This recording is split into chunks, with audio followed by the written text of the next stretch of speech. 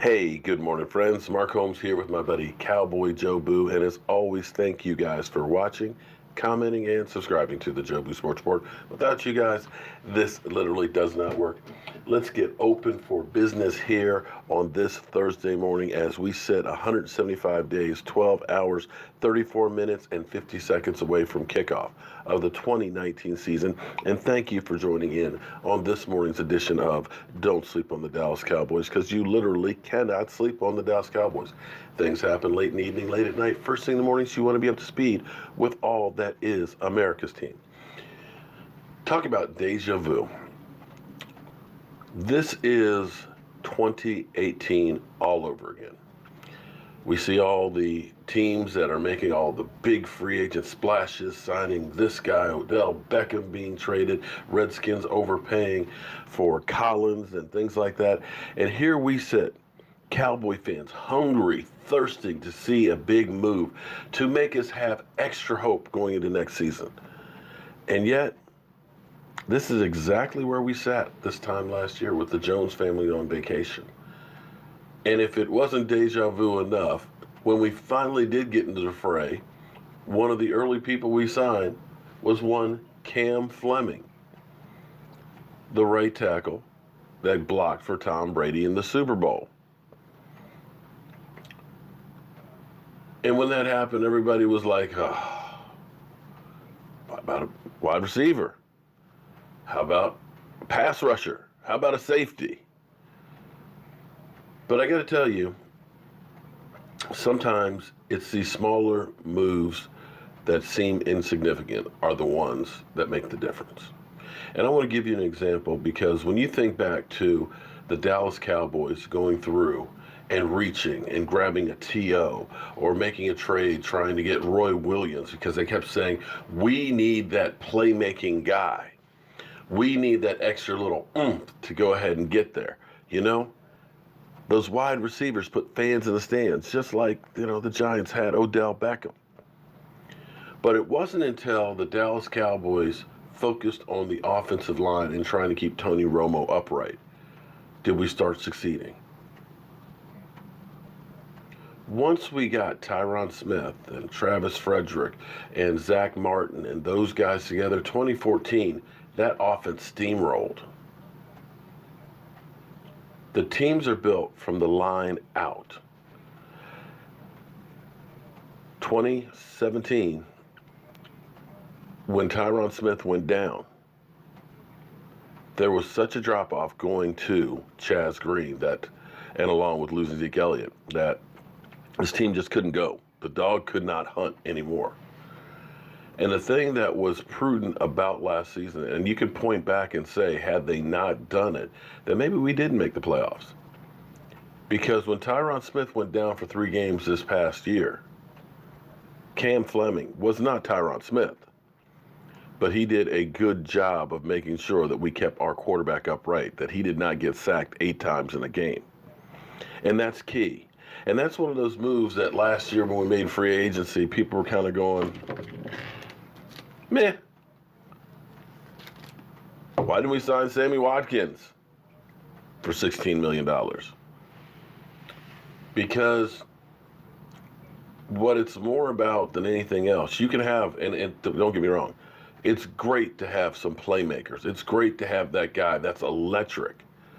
But if that guy costs you the next person who's going to have to step into the spotlight and play a valuable role, then you have to look at it and say, is that guy worth it? That's where we are with Earl Thomas. The Dallas Cowboys looked at it and said, there's a lot of risk with Earl Thomas at $13.7 million, because it's not only risking his play on the field, you're risking the players beside him that you can put on the field. And as we look through and we get a Cam Fleming that's re-signed for 2 years for $8.5 million, or our fullback who signed for 3 years for $5.4 million, you look at that, and when you spend too much on one free agent, you don't have quality backups out there. Now, you have to look at this and say, yes, Bosch will say, we need offensive linemen. We need to draft somebody. But I look at it and say, maybe we're not in as bad a shape as we think. Because if you're getting back Travis Frederick, if Zach Martin's knee gets worked on and he goes back to his form, not that he was out of form last year, still one of the best guards in football, you get him back to full strength. And if Tyron Smith can give you 12, 13 games like he's been doing, and if he doesn't, you have a Cam Fleming who can swing on either tackles. You got a Joe Looney who played 17 games at center, who now is a backup. And if you re-sign Seafalo, you've got another guard. So all of a sudden, you've got a great group, not only a great starting group, you have an experienced backup group. And that, my friends, is important to keep that offense going, that we can weather the storm of losing a player. And make no mistake, 2017 showed how important it is to have people that are there that can play in a role that have to start when it wasn't planned. Sean Lee going out, that hurt. Well, Sean Lee came back for a ham sandwich with the slice of Swiss cheese on it.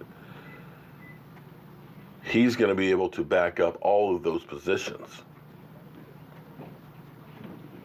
That's a valuable role. I know it's not the sexy move that they're making, but in the end, they're the prudent ones. And I hate to keep using New England, and people keep saying I'm comparing us to New England like we're New England. No, we're a long ways from New England. You want to strive to do some moves, not the massage parlor or the cheating in things moves, but you want to strive to do what they're doing, where they are good every year, winning their division, challenging for Super Bowls, where they're able to always stay out of cap hell. And no matter who comes or goes, that they're able to win. So you look at those guys and say, what can I do to emulate that? So it's not what you guys want, but it's what we really need. Interesting rumors, of course. I didn't make these up. I'm just passing it on here. But Teddy Bridgewater was expected to re-sign with New Orleans, but decided he's going to, and he's already gone to Miami and talked to them, who lives in Miami in the offseason, is hesitant about coming back to New Orleans because of the rumors of Sean Payton leaving next year for the Cowboys. Just another interesting plug that I am passing on. So this truly is the hot seat for Jason Garrett. It's win or you're out, bottom line. And I kind of like that because to me, every year we've gone in after having been disappointed year after year, it's always like, well, Jason Garrett's going to be coaching for, many, many years. He's not on the hot seat. We understand there's mistakes and things, but it's okay. It's not okay. It's not okay. Not when you see what other teams go through, that you either win, you prove yourself, and you got to go. It's like that for the players. If you're not performing on the field and doing what you're supposed to do, you're out of here. You're cut. You're not getting paid. So why should it be any different for the man who's in charge?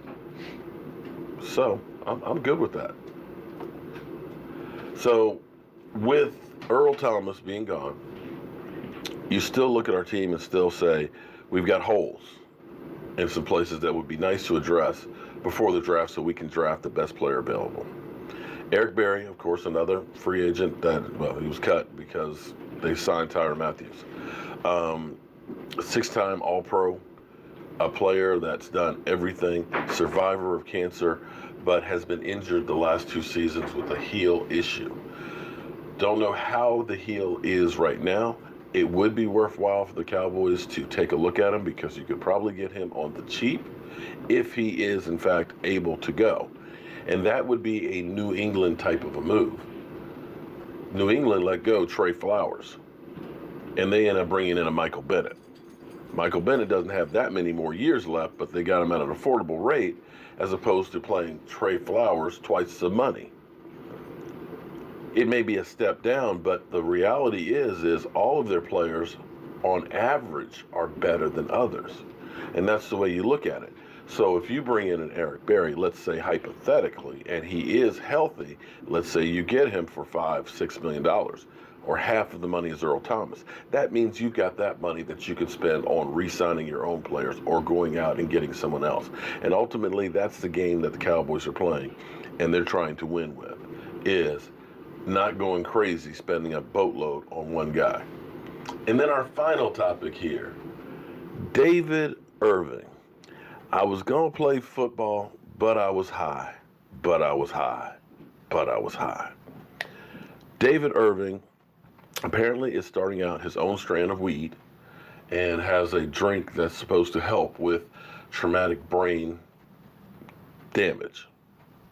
And as he put it, this stuff helps with brain issues, unlike opioids. And that may be true.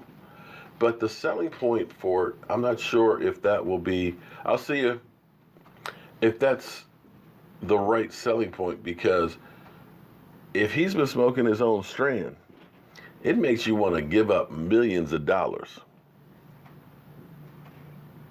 Because that's exactly what he's done.